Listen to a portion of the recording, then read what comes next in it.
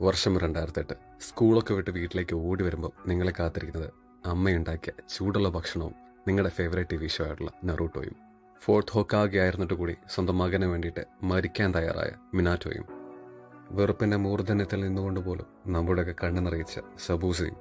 കാലങ്ങളോളം നമ്മുടെ ഇടയിലുണ്ടായിരുന്ന ദേഷ്യവും വെറുപ്പുമൊക്കെ ആരാധനയാക്കി മാറ്റിയ ഇറ്റാച്ചി ഉച്ചിഹായും. തന്റെ യൗവനം മുഴുവൻ കൊണ്ടു നടന്ന പക അർത്ഥമില്ലാതായി പോയ സാസുക്കെ ഉച്ചിഹായും. മരിച്ചുപോയ തന്റെ പ്രണയിനിക്ക് വേണ്ടിയിട്ട് ഒരു യുദ്ധം തന്നെ തുടങ്ങി വെച്ച ഒബീറ്റോയും.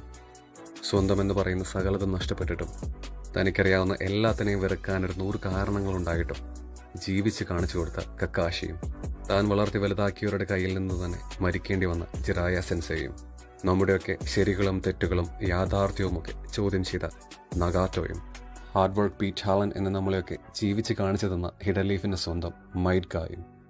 പല മതങ്ങളിലും പല ദൈവങ്ങളിലും വിശ്വസിക്കുന്ന നമ്മളെയൊക്കെ കൊണ്ട് ഷിനോബികളുടെ ദൈവം എന്ന് വിളിപ്പിച്ച Madara ഉച്ചിഹായും.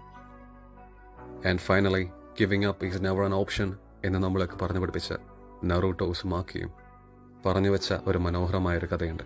A story that can never be replicated. There might be another Attack on Titan or a Full Metal Alchemist, but there will never be another Naruto. പകരം വെക്കാനില്ലാത്ത കഥയും കഥാപാത്രങ്ങളുമുള്ള ഈ show one of the best ആണെന്ന് നിസ്സംശയം നമുക്ക് പറയാൻ കഴിയും.